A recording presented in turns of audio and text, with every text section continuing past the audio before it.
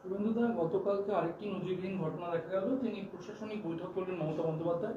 সেখানে মূলত দুটি তার উদ্বেগের প্রশ্ন। একটি প্রশ্ন হচ্ছে যে তার বৈঠকের সব তথ্য বাইরে পাচার হয়ে যাচ্ছে, আমার কাছে আছে, অন্যদের কাছে আছে, এখনো আছে। উনি ভাবছেন না 29-12 হয়েছে বা উনি 45%, আমরা 39% ভোট পেয়েছি।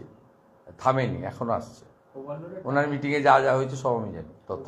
আরেকটা কাঁথিতে তো আপনার ঠিকানা, সেই সময়তে কাঁথিতে আমি একা থাকি না, কাঁথিতে আরো অনেক লোকজন থাকে। তা উনি উনার একজন রাষ্ট্রমন্ত্রী ওখানে থাকেন। উনি যেদিন বলবেন আমার কাছে যায় সেদিন আমি উত্তর দেবো। তা উনি ক্লিয়ার করে বলুন। তিনি জানেন না মনে হয় যে ওনার যা বিদ্যা বুদ্ধি, উনি তো নিম্ন মেধার। কাঁথির লোকজন পড়াশোনায় অনেক হাই কোয়ালিটির। ওখানে বাড়িতে বাড়িতে গ্র্যাজুয়েট পাবেন, মাস্টার ডিগ্রি পাবেন। কাঁথির রাধা বিনোদ নাথ সহ অনেকেই ইউরোপে থাকেন, পড়াশোনা মানে পড়ান, লেকচারার। অনেক ডাক্তার বিদেশে থাকেন।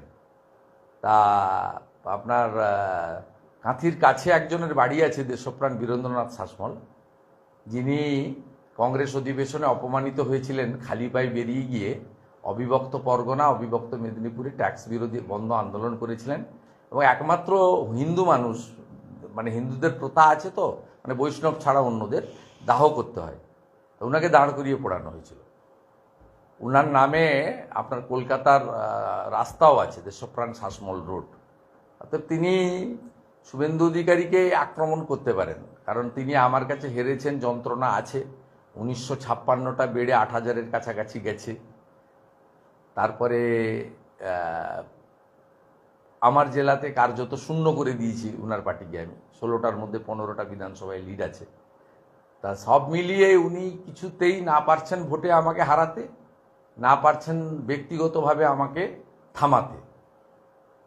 এই কারণে উনি রাগ, হিংসা আর প্রতিহিংসার বর্ষবর্তী হয়ে এগুলো করছেন।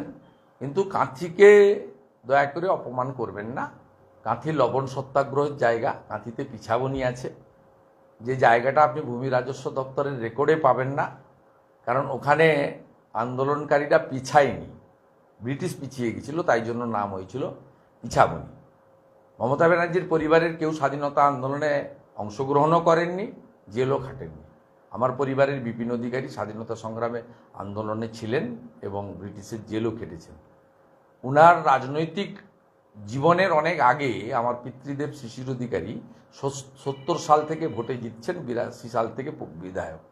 তা স্বাভাবিকভাবে তিনি এই ধরনের কথাবার্তাগুলো যত বলবেন তত অন্তত আমার এলাকাতে উনি নিশ্চিহ্ন হয়ে যাবেন।